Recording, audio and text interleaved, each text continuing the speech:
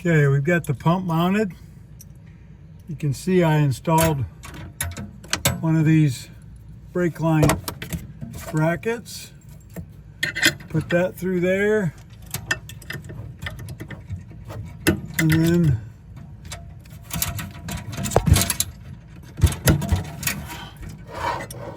clip that on. I've already tightened the line. You don't have to go gonzo on it. You just want to snug it down good. Same with the screws that attach the pump to the bracket. There is a little tab on these that I just bent down to get it out of the way. Now I'll work on getting the wiring, and we're going to use this right here. We're going to run our wire right through here for the factory wire. So I know we talked about wiring a bit ago, the original brake wire.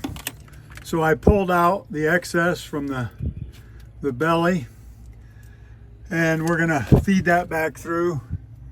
And while we're doing that, we'll pull our ground wire and our power wires through with it when we pull that back out into the propane bay. If you need more wire than this, you can always go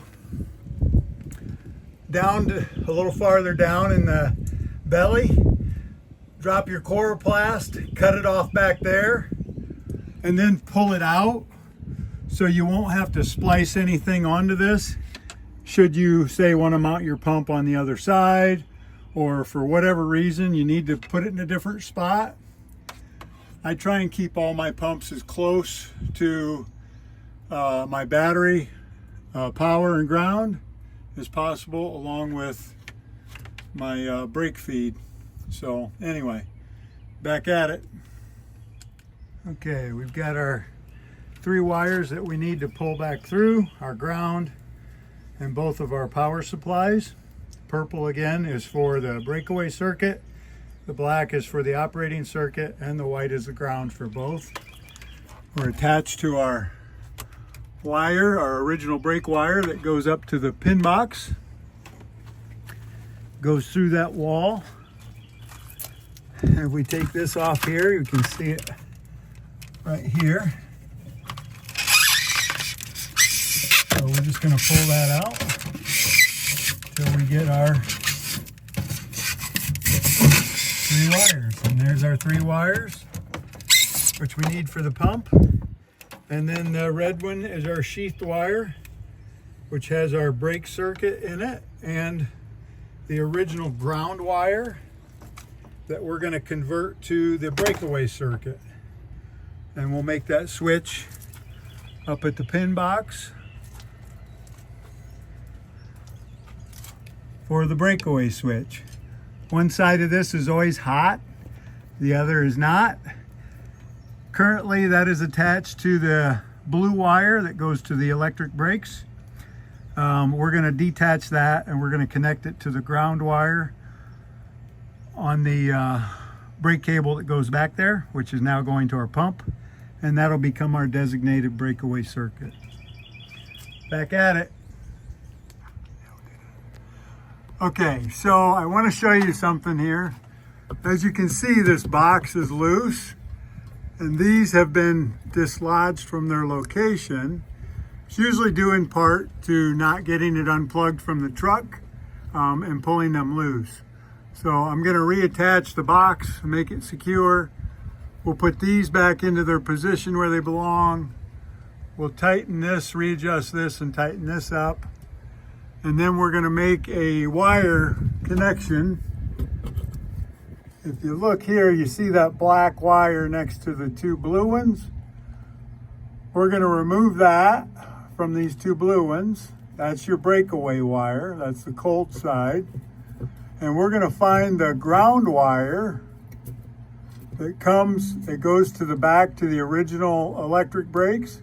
And we're going to attach that black wire to the ground wire, and that's going to be our breakaway circuit to the pump. Okay, so I got the black wire disconnected from the two blue. I traced and found my ground wire. It was the original electric ground wire, and I've connected the two. So now, if we pull the breakaway switch,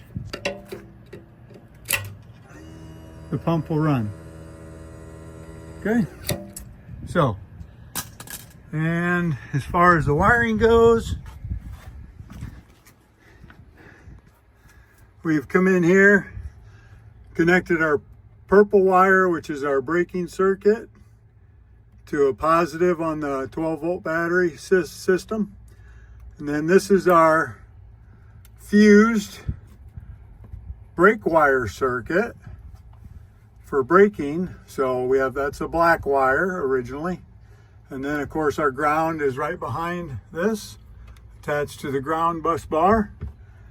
Everything is in this split wire loom.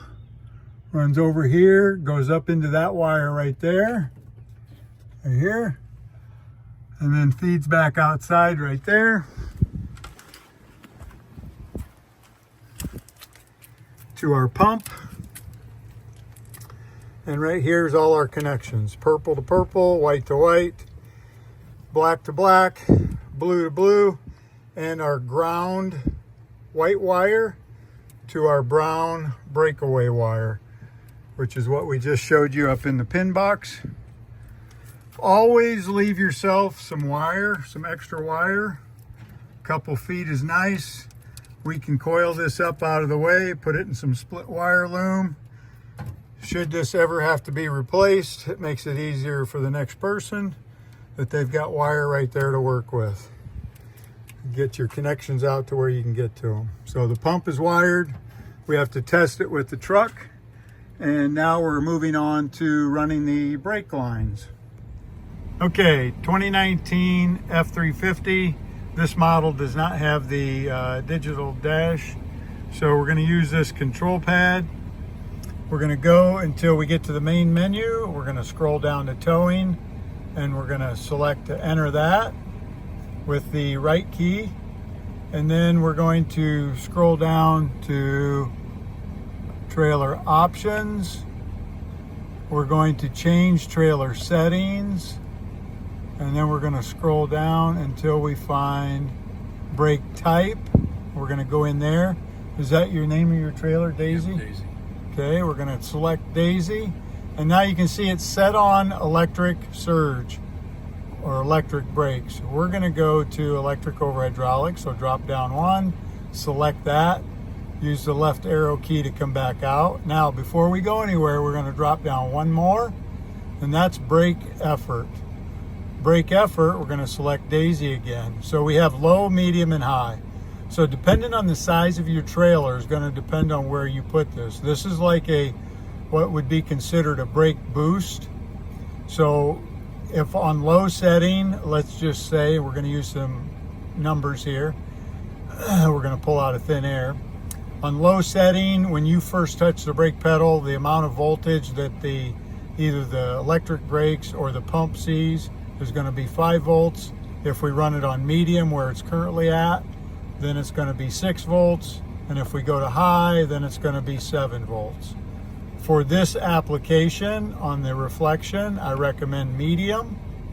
And then, so now we're done in there, and we can come back out of there. Doesn't matter where you end up. Now we want to come over here to the brake controller.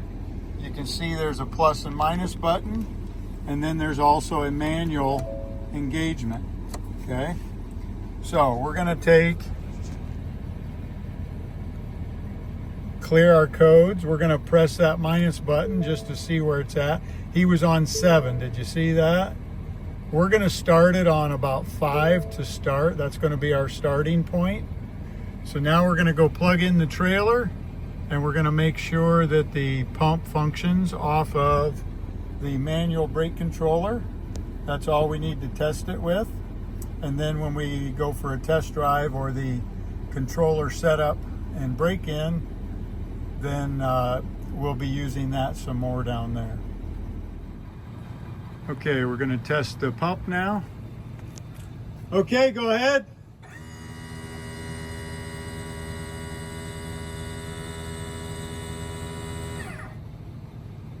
Okay, pump works off the manual.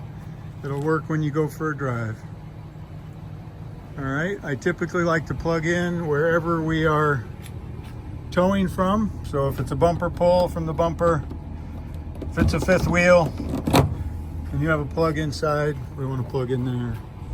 Also, I do want you to notice on these terminals in here, if they ever you have connection issues, you can take a little screwdriver and squeeze them back together, and that usually will solve your problem. Okay, it started raining on me, so I went ahead and bled the brakes. So essentially you're going to start by, once your lines are all run, make sure everything's tight. You're going to fill the reservoir up. You're going to go back to the farthest bleeder. Let's go around the other side where it's not raining on us. You're going to go back to the farthest bleeder. I use a bottle with a hose on it. You're going to open that bleeder and you're going to cycle the pump using the breakaway switch. Or you can plug into your truck and have somebody in your truck doing it. I just use the breakaway switch. That way we're getting full pressure. So run that pump for roughly a 10 count. And when I say a 10 count, I mean 1, 2, 3, 4, on up to 10. That's going to get the fluid back 10 to 12. Depending on the longer your trailer, the more line, obviously the higher the count. Triple axle, going to be more around 18 to get it out to the first one, the farthest caliper. So you're going to run the pump, like I said, for a 10 to 12 count. Shut it off, come back, close this bleeder, move to the next caliper, open that bleeder, go again to the pump, cycle it on. This time you're only going to do a 3 count. 1, 2, 3, shut it off, come back, close the bleeder, take the hose, go over to that caliper over there, do the same thing. That's going to be about a 5 count. 1, 2, 3, 4, 5. Shut the pump off again using the breakaway switch.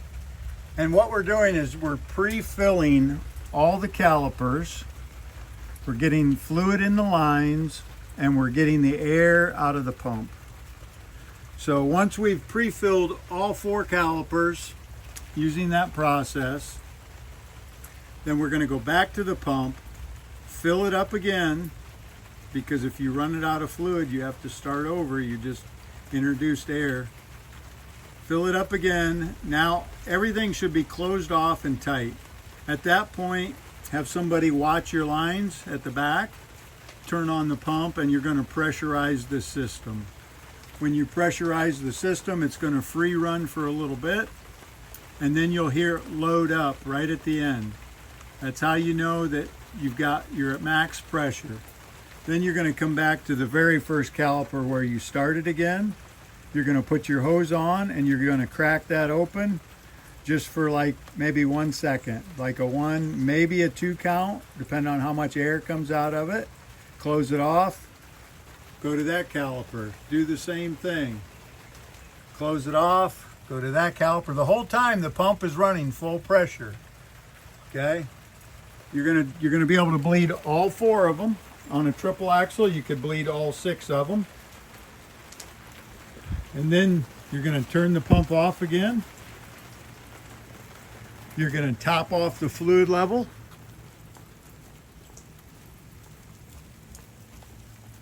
Which, on this particular pump, there's a casting line right about here. So about 3/4 of an inch down from this machine surface at the top is where you want the fluid level when you're finished. Put the cap back on, just finger tight, doesn't have to be put on with a pair of pliers or anything. And this is what the pump is going to sound like now when we pull the breakaway switch. And listen to the pump.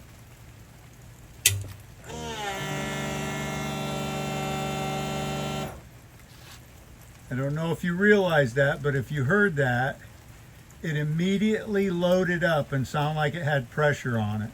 Listen again.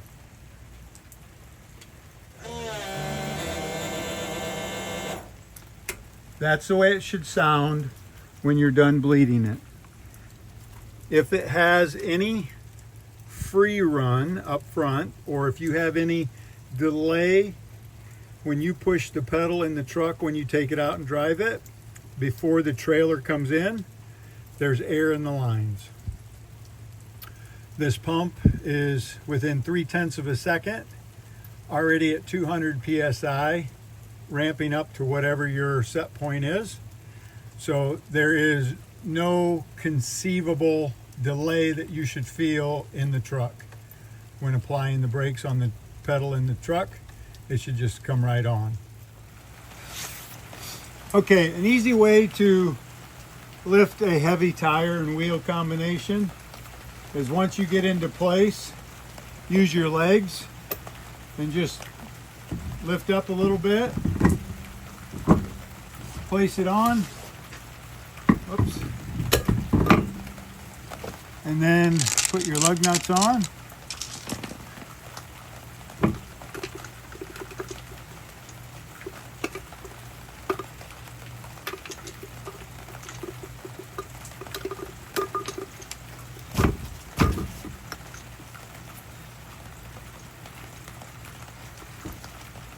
And then make sure you set your torque wrench or your impact, if that's what you're using, not your torque wrench, your impact. Turn it down to a midway setting.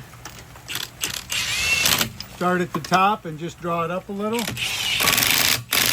Go to the bottom, back to the top, and then crisscross.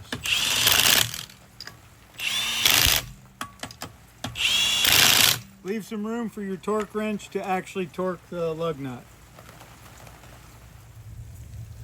Okay, we've got the wheels back on. The lug nuts are snug. Now we just want to be sure that we've got some weight back on them so we can torque them. And of course, it's so dark out that the light kicked on. And we're going to go back to manual. Well, we can just go auto retract rear. Press enter. That'll retract the rear, put the weight back on the tires. We can torque them. And then we'll come back over here and hit auto level again.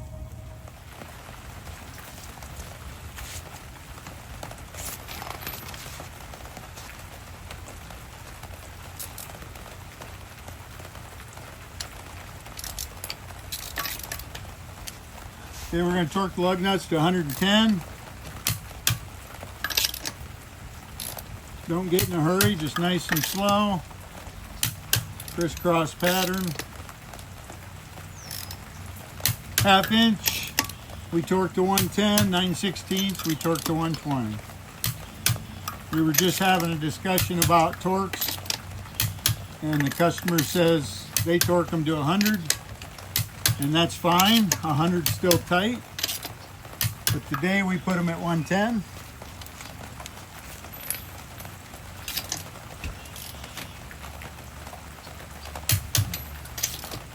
As long as you're checking them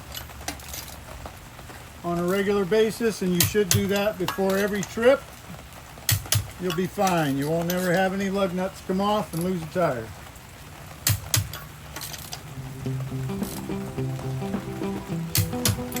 Okay.